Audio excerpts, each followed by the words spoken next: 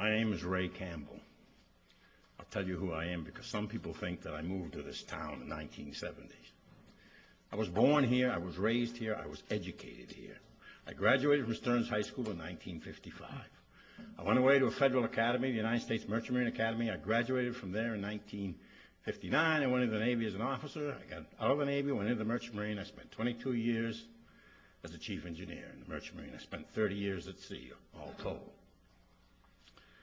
When I came, I never ever didn't vote here, and I never ever didn't pay taxes here, even though for 18 years I didn't live here because I was on the seas.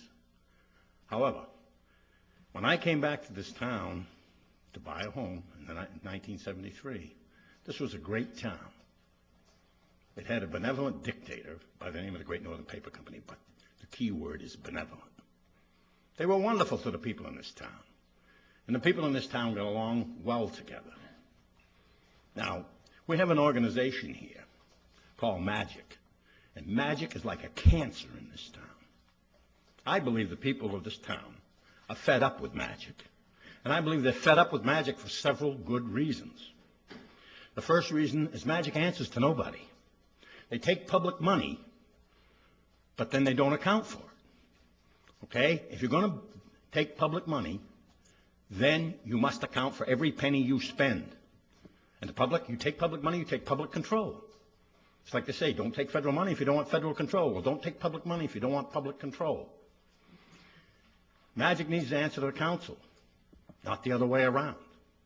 Okay? That's the first thing.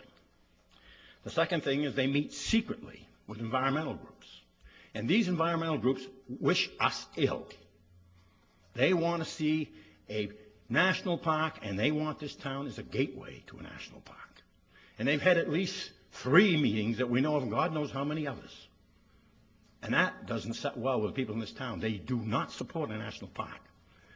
And therefore, they do not support Magic. They know what Magic's done. Okay? Furthermore, the public sees that whatever Magic wants, Magic gets by a vote of 4-3.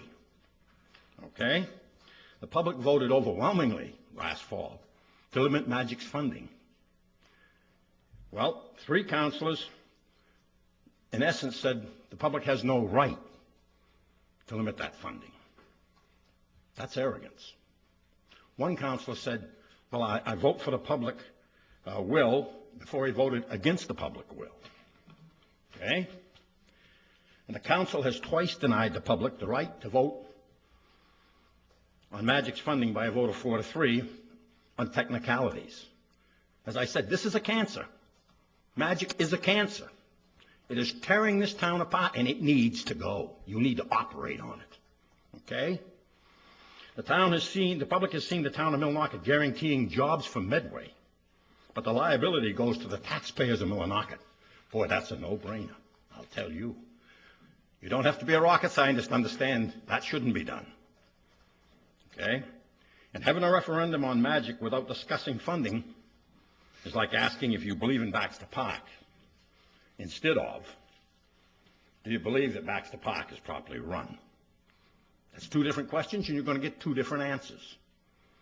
Okay? Do the public believe in development? Of course they do. But they just don't believe in Magic. The town should be controlling Magic, not the other way around. If we're going to have taxpayer liability at our doorstep for development, that's fine. But the jobs and the tax base have to land at our doorstep too, not somewhere else. I suggest to you that having any kind of referendum without cutting the funding or destroying Magic completely is unacceptable to the people of this town. They knew exactly what they voted for last fall. They are not stupid. Thank you. Thank you.